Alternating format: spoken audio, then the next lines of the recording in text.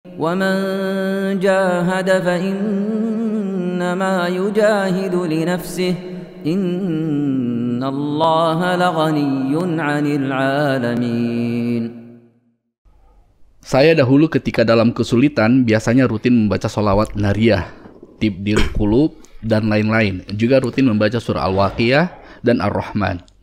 Biasanya segala kesulitan bisa diatasi. Tapi setelah saya hijrah, saya tinggalkan amalan-amalan itu.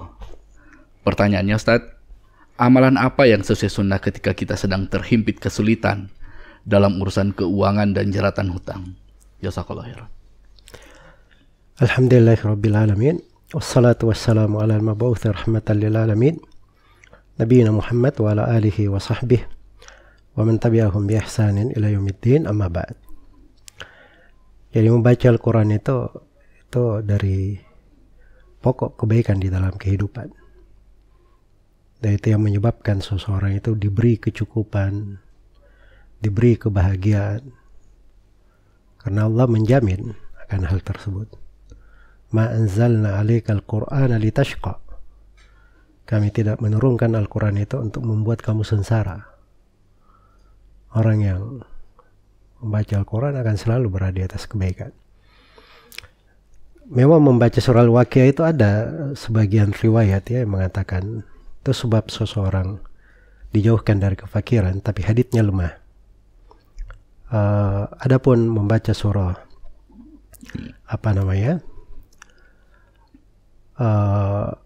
Tabarak itu disyariatkan di malam hari sebelum tidur, dan sebutkan oleh Nabi SAW itu dari sebab yang menyebabkan seseorang dilindungi dari siksaan di alam kubur. Adapun yang mengatakan itu adalah sebab rezeki dilancarkan, secara khusus di dalam hadits itu juga ada kelemahan. Ya, tapi kalau seorang membaca Al-Quran secara umum, rutin di dalamnya, maka itu akan membuat banyak keberkahan di dalam hidupnya. Termasuk di dalam masalah menghadapi masalah-masalah kehidupannya, dari kesempitan misalnya, penghasilan atau banyak hutang dan seterusnya. Ya, kemudian yang kedua, berselawat kepada Nabi SAW itu adalah hal yang baik. Dan banyak dari keberkahan di belakang selawat kepada Nabi Sallallahu Alaihi Wasallam. Hanya saja selawat itu ada yang diikat dengan tempat tauqifiyah, seperti misalnya selawat di dalam solat. Nabi mengajarkan selawat di dalam solat itu seperti mengajarkan sebuah surah dari Al-Quran. Maka kita baca selawat itu sebagaimana yang diajarkan oleh Nabi di dalam riwayat. Tidak boleh kita menambah ataupun mengurangi. Adapun di luar daripada solat, seseorang itu boleh bersalawat kepada Nabi SAW dengan hal yang mengandung makna-makna yang baik di atas konteks selawat kepada Rasulullah dan bertaslim kepadanya, dan tidak boleh mengandung makna gulu ekstrim atau berlebihan kepada Nabi SAW. Karena Nabi SAW telah mengingatkan di dalam hadits Umar bin Khattab di riwayat Al-Bukhari, kata beliau, la tutruni kama atratin nasara Isa bin Maryam fa inna man abad faqulu abdullahi wa rasuluh. Jangan kalian berlebihan di dalam menyanjungku sebagaimana orang-orang Nasara berlebihan di dalam menyanjung Nabi Isa alaihi salam. Saya ini, kata Nabi, hanyalah seorang hamba. Maka katakanlah Nabi Muhammad adalah hamba Allah dan Rasulnya. Ini dua kalimat seimbang, hamba Allah, supaya orang-orang yang ekstrim tahu bahwa beliau juga hamba, manusia sama seperti kita. Bukan di tangan beliau rezeki, ajal, bukan tempat berdoa, bukan tempat ibadah Nabi Muhammad itu. Beliau hamba biasa sama dengan kita. Tapi yang membedakan beliau adalah Rasul. Ini yang membedakan derajat. Rasul Allah dimuliakan. Kita tidak boleh mengambil agama kecuali melalui jalur beliau.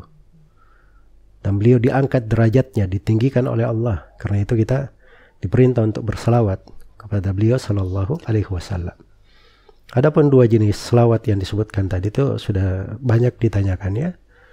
Bisa dicari di ceramah-ceramah saya tentang dua selawat itu. Dan saya terangkan kekeliruan-kekeliruannya dan hal-hal yang menyelisihi akidah yang benar di belakang pelantunan selawat itu. Itu tidak berasal dari Nabi, tidak berasal dari sahabat, tidak pula berasal dari para tabi'in. Iya.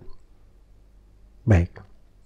Jadi sebab dilapakannya rezeki itu banyak, seorang itu dihindarkan dari hutang-hutang itu banyak. Di antara doa yang diajarkan oleh Nabi Shallallahu Alaihi Wasallam ada doa yang agung. Iya. Yang Nabi mengajarkan banyak doa bagi orang yang terlilit hutang.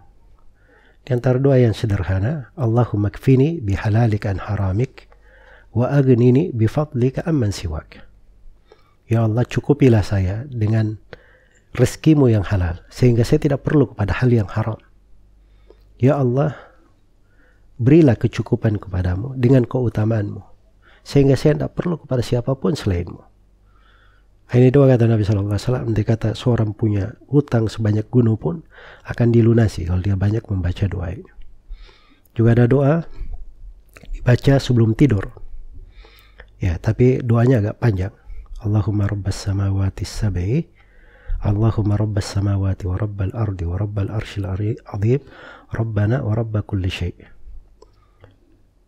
Dan seterusnya sampai di akhirnya dikatakan iqdi annad dain wa aghnina 'anil faqr.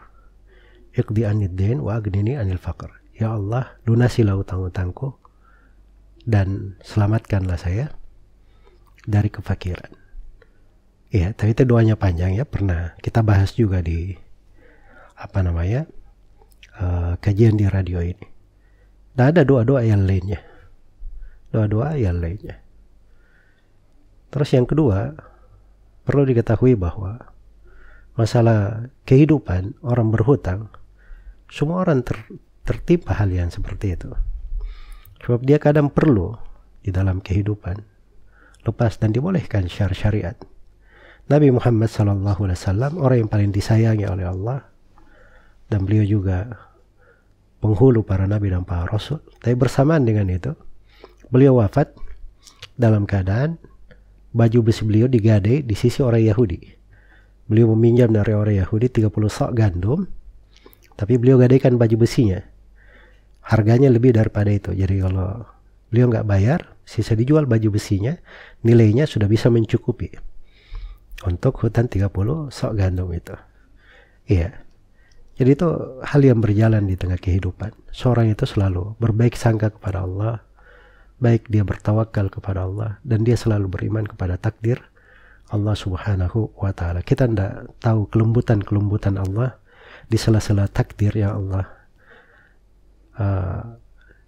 perjalankan di tengah kita. Semoga Allah Subhanahu wa Ta'ala memberi taufik kepada semuanya. Nah, assalamualaikum Ustaz, barakallahu fikum.